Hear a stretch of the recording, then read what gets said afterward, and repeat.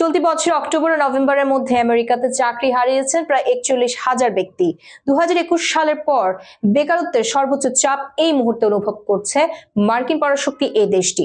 দেশে 2021 সালের পর থেকে সর্বোচ্চ বেকারত্বের চাপের মুখোমুখি হতে হচ্ছে দেশটিকে।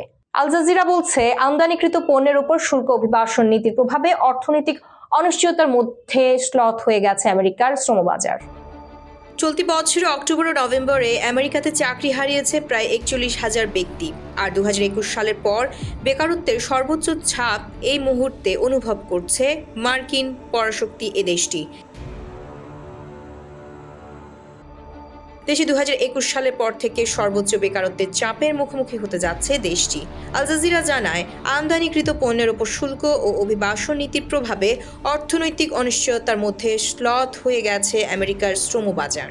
Bureau of labour statistics BLS মঙ্গলবার যে প্রতিবেদন প্রকাশ করে সে অনুযায়ী অক্টোবরে 1,05,000 চাকরি কমানোর পর নভেম্বরে 64,000 কর্মসংস্থান করে আমেরিকার অর্থনীতি।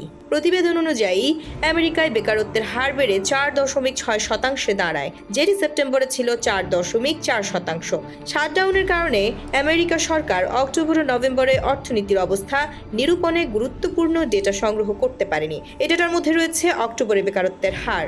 1,62,000 ফেডারেল কর্মীর চাকরি হারানোর বিষয়টি প্রতিফলন ছিল অক্টোবরের কর্মী ছাঁটাইয়ের, যাদের চুক্তি শেষ হয় সেপ্টেম্বরে।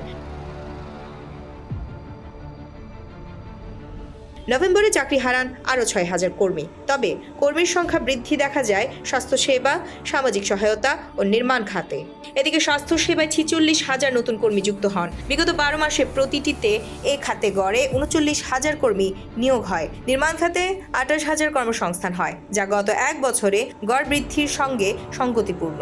এর বাইরে সামাজিক সহায়তা খাতে 18,000 কর্মসংস্থানের সৃষ্টি হয়। এদিকে পরিবহন ও ওয়্যার হাউজিং খাতেও চাকরি হারান 18,000 কর্মী। সব মিলিয়ে অর্থনৈতিক চাপের মুখেই আছে আমেরিকা।